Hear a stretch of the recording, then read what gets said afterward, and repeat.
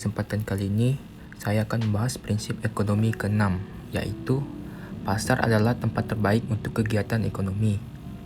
Saya akan membawa penelitian, yaitu menganalisa strategi pedagang pasar tradisional dalam menentukan harga ketika kualitas barang sama dengan pesaing. Awal mulanya, saya akan menjelaskan definisi pasar, sistem ekonomi dunia, manfaat pasar, tujuan adanya pasar, dan fungsi pasar. Untuk lokasi wawancara, di sini saya mengambil di daerah pasar tradisional, daerah Kuburaya yang tidak ada namanya. Untuk narasumber, saya mewawancarai seorang pedagang laki-laki, kira-kira umurnya 30 tahunan, dan ia menjual barang-barang sembako. Oke, saya akan lanjut ke inti pembahasan. Yang pertama adalah definisi pasar. Di Indonesia, pasar merupakan salah satu aspek terpenting dalam pembangunan negara ini. Dalam ekonomi, pasar menjadi hal yang vital. Bagaimana tidak, pasar bisa menjadi sumber pendapatan negara, sumber lapangan pekerjaan, memenuhi kebutuhan hidup, dan tempat promosi barang. Sebuah pasar dapat terbentuk karena adanya penjual dan pembeli, adanya barang atau jasa yang diperjualbelikan, dan terjadi kesepakatan antara penjual dan pembeli. Pasar adalah salah satu dari berbagai sistem, institusi, prosedur, hubungan sosial, dan infrastruktur tempat usaha menjual barang, jasa, dan tenaga kerja untuk orang-orang dengan imbalan uang. Dalam artian ilmu ekonomi, pasar adalah tempat bertemunya pembeli dan penjual untuk melakukan transaksi ekonomi. Transaksi ekonomi bisa berupa produksi, distribusi, dan konsumsi. Pasar tidak menunjuk pada lokasi atau tempat tertentu, karena pasar tidak mempunyai batas geografis. Dalam hal ini, pasar merujuk pada semua kegiatan penawaran dan permintaan untuk tenaga kerja, modal, surat berharga, dan uang. Secara umum, pasar mempunyai 3 fungsi utama, yaitu sebagai sarana distribusi, pembentukan harga, dan sebagai tempat promosi. Yang pertama adalah pasar sebagai sarana distribusi. Pasar sebagai sarana distribusi berfungsi memperlancar proses penyaluran barang atau jasa dari produsen ke konsumen. Dengan adanya pasar, produsen dapat berhubungan baik secara langsung maupun tidak langsung untuk menawarkan hasil produksinya kepada konsumen. Pasar dikatakan berfungsi baik jika kegiatan distribusi barang dan jasa dari produsen ke konsumen berjalan lancar. Sebaliknya, pasar dikatakan tidak berfungsi baik jika kegiatan distribusi seringkali macet. Yang kedua, pasar sebagai sarana pembentuk harga. Pasar merupakan tempat pertemuan antara penjual dan pembeli. Di pasar tersebut, penjual menawarkan barang atau jasa kepada pembeli. Pembeli yang membutuhkan barang atau jasa akan berusaha menawar harga dari barang atau jasa tersebut, sehingga terjadilah tawar-menawar antara kedua belah pihak. Setelah terjadi kesepakatan, terbentuklah harga. Dengan demikian, pasar berfungsi sebagai pembentuk harga. Harga yang telah menjadi kesepakatan tersebut tentunya telah diperhitungkan oleh penjual dan pembeli. Penjual tentu telah memperhitungkan laba yang diinginkannya, sedangkan pembeli telah memperhitungkan manfaat barang atau jasa serta keadaan keuangannya. Yang terakhir adalah pasar sebagai sarana promosi. Pasar sebagai sarana promosi artinya pasar menjadi tempat memperkenalkan dan menginformasikan suatu barang atau jasa tentang manfaat dan keunggulan pada konsumen. Promosi dilakukan untuk menarik minat pembeli terhadap barang atau jasa yang diperkenalkan.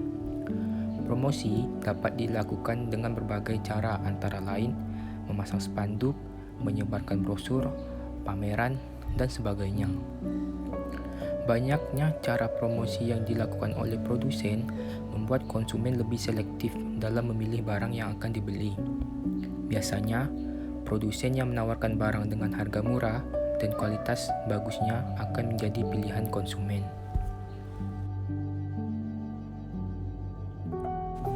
Berikutnya adalah sistem ekonomi yang ada di dunia. Yang pertama, ekonomi tradisional. Ekonomi tradisional merupakan sistem ekonomi tertua dan dapat ditemukan di beberapa bagian Asia, Afrika, dan Amerika Selatan. Ekonomi tradisional mengatur urusan ekonomi mereka dengan cara yang selalu mereka lakukan, yaitu tradisi. Apa maksudnya? Maksudnya ialah pekerjaan tetap dan keluarga. Sebagian besar keluarga adalah petani yang menanam tanaman yang selama ini mereka tanam dengan cara tradisional. Apa yang Anda hasilkan adalah apa yang Anda konsumsi, karena segala sesuatu didorong oleh tradisi. Hanya ada sedikit kemajuan atau perkembangan ekonomi.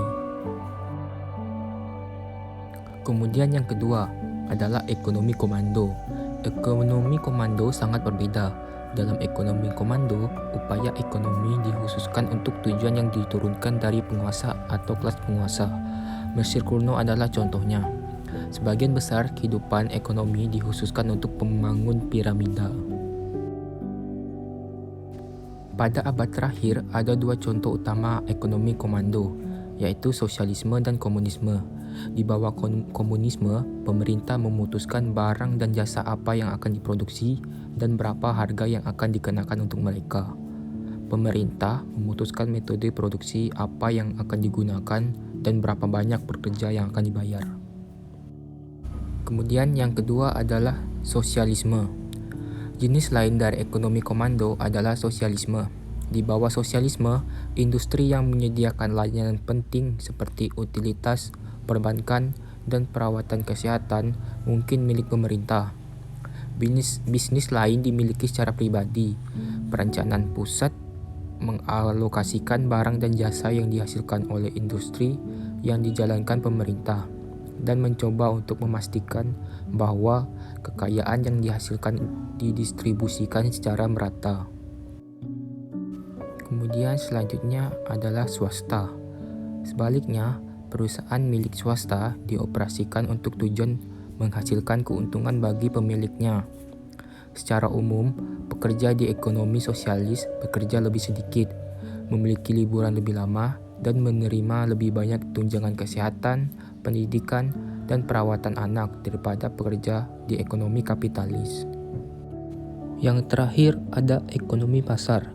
Tidak seperti ekonomi komando, ekonomi pasar memiliki struktur yang sangat terdesentralisasi. Sebuah pasar adalah lembaga yang membawa pembeli bersama-sama dan penjual barang atau jasa yang dapat berupa individu atau bisnis. Ekonomi pasar didasarkan pada perusahaan swasta. Alat-alat produksi dimiliki dan dioperasikan oleh perorangan atau kelompok perorangan. Bisnis memasok barang dan jasa berdasarkan permintaan. Sebelum masuk ke inti pembahasan, saya akan menjelaskan metode penetapan harga. Yang pertama ada berbasis permintaan.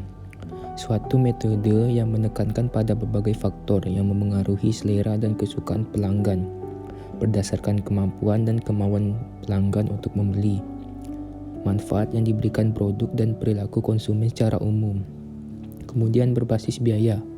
Faktor penetapan yang dipengaruhi aspek penawaran atau biaya dan bukan aspek permintaan.